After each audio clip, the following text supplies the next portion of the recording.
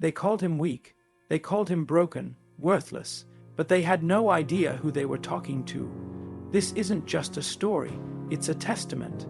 This is the story of a man who ran on broken legs, who forged his power from the very depths of his pain.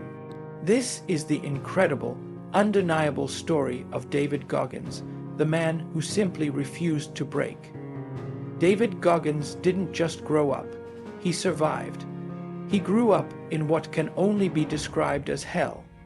His father was a force of abuse, a constant presence of violence. Every single night was a battlefield, and every morning, just another chance at survival.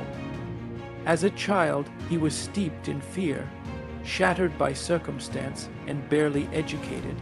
Racism was a daily reality in his school.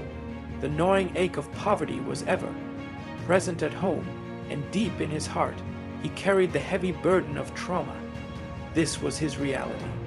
He stumbled in school, struggled with a stutter when he spoke, and tragically, he came to believe the relentless chorus of negativity around him.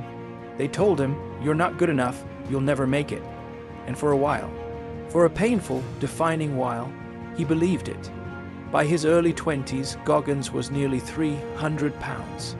He was stuck, working a dead-end job in pest control, his days filled with killing cockroaches in greasy restaurants. There was no purpose, no pride in his life. He was adrift. Then, one night, something shifted. He was watching TV, and a documentary came on about Navy SEALs. He looked at these elite warriors, these epitomes of discipline and strength, and something clicked deep inside him. He looked at himself, then back at the screen, and he declared to himself, "That's who I want to be." But reality, as it often does, had a laugh. He went to a recruiter, eager to enlist, and the recruiter simply laughed in his face. "You're too fat, man," he was told.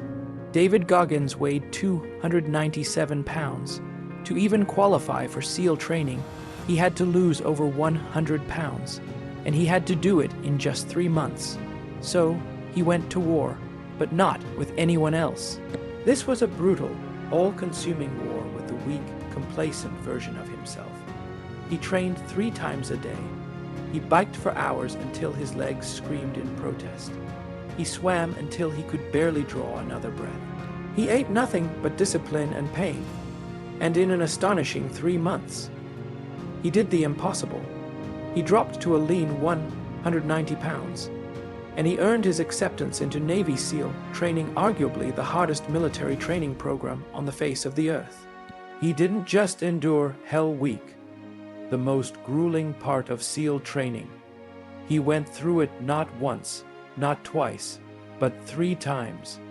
He suffered broken legs. Stress fractures racked his body. He battled pneumonia.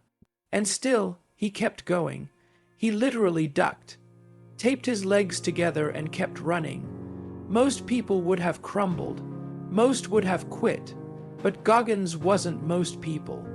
He understood something profound. He said, "You have to build calluses on your mind, the same way you build calluses on your hands." And he did. He graduated. He became a Navy SEAL. But that, incredibly, was just the beginning. After his distinguished military career, did he rest? Not David Goggins. He didn't slow down. He accelerated. He went on to run 100-mile ultramarathons, races that push human endurance to its absolute limit. He shattered the world record for the most pull-ups in 24 hours, completing an unbelievable 4,030 pull-ups. He penned best-selling books, sharing his raw, unfiltered wisdom with the world, becoming a global inspiration to millions.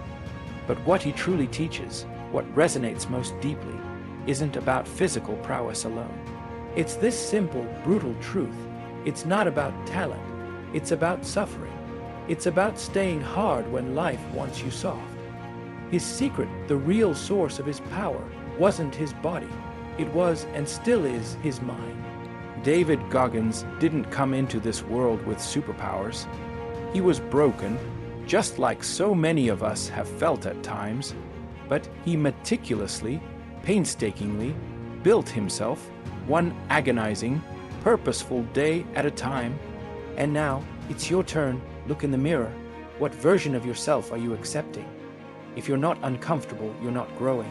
So get up, get disciplined, stay hard, because the war isn't out there.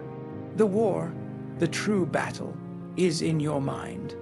And you are the only one who can win it.